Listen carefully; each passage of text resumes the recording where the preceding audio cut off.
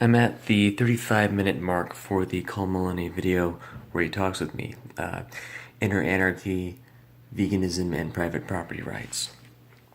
And we had just talked about, probably closer to around 30 minutes in, about ethics, morality, and the consistent application of things. And he asked me if I was asking him da-da-da-da-da. And he was right about what I was asking him, and I didn't realize that. And I'm looking back on that and I'm going, oh crap, no wonder he was confused, because I wasn't sure what was going on. And I was like, no, that's not what I'm asking you. But it actually was, and I didn't realize it. I found the way that we talked to be incredibly interesting and hugely informative on a number of different fronts. I have a lot to think about, and I think it'll probably be about a month from now when I even have the impetus at all to do another one with him again. Mainly because there's a lot for me to look into, a lot for me to research, a lot for me to think about. And I think Call, without speaking about it, knows this. We both had the impression of like, holy shit, this was a lot of stuff to go through, what the hell is going on here? And I knew beforehand that this would probably produce something like this, like how it went. I just didn't know how it would display that, and now I do. I switched the conversation when it got to the spot of it being where it seemed like, well, what do we go with this now? Because of the discomfort of that. And that was useful for the flow of the video, but not especially useful for actually getting the conversation going in a consistent and cohesive and coherent manner.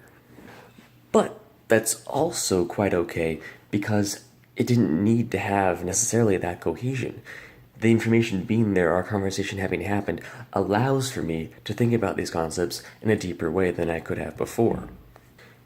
And by the time I go on again next, I hope to have looked into the Joe Saladinger, the guy with the polyface farm stuff, have that researched, and also have some answers to if a lion goes out to kill a gazelle, isn't that murder and shouldn't we stop the lion?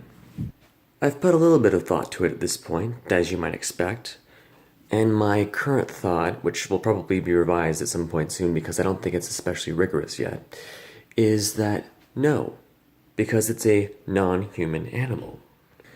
Its degree and way of expressing its consciousness is different from humans.